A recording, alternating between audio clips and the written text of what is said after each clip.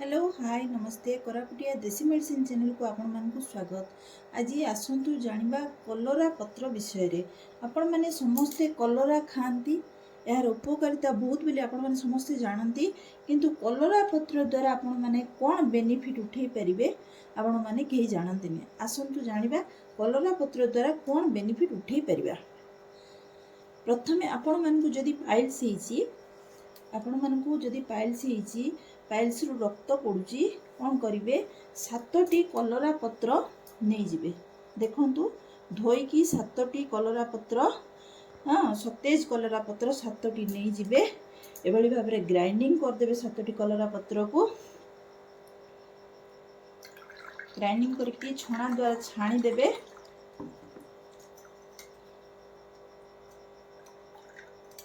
छाणी देबे छाणी की सेथिरे गोटे चिमुटा केवल गोटे चिमुटा सैंधव लवण यहाँ हूँ सैंधव लवण गोटे चिमुटा सैंधव लवण मिसे घाटी की सकाळू सकाळू खाली पेटे नित्यकर्म सारिकी आपण माने यही कलरा पत्र रस 7टी कलरा पत्र रस एवं गोटे चिमुटा सैंधव लवण को मिसेई सकाळू सकाळू खाली पेटे पी देबे। ताहले 7 दिन पीबे ताहले आपण मानकर पाइल्स एवं पाइल्स पड़ुवा रक्त बंद हो जिवो।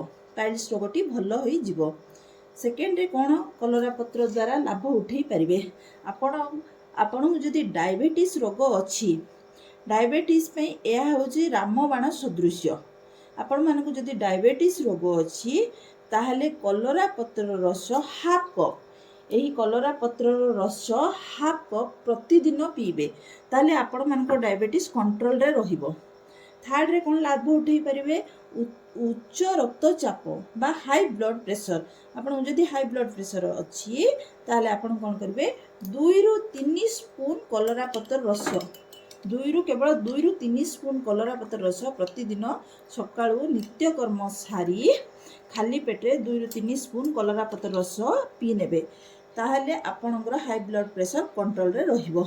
जदि आपणकु जादू होईची कौन जगार जदि आपणकु जादू होईची ताहले कोन करिवे ए 2 बा 3टी कलरा पत्र को नै नेबे हाथ रे एभली भाबरे मचकी देबे ताकू किछि लूण दे देबे खाइबा लूण किछि दे देबे एवं सही जगार एभली भाबरे लगेबे ता रस को लगेले दिन को 2 थर लगेबा द्वारा 3-4 दिन भितरे जादू कमी जीवो।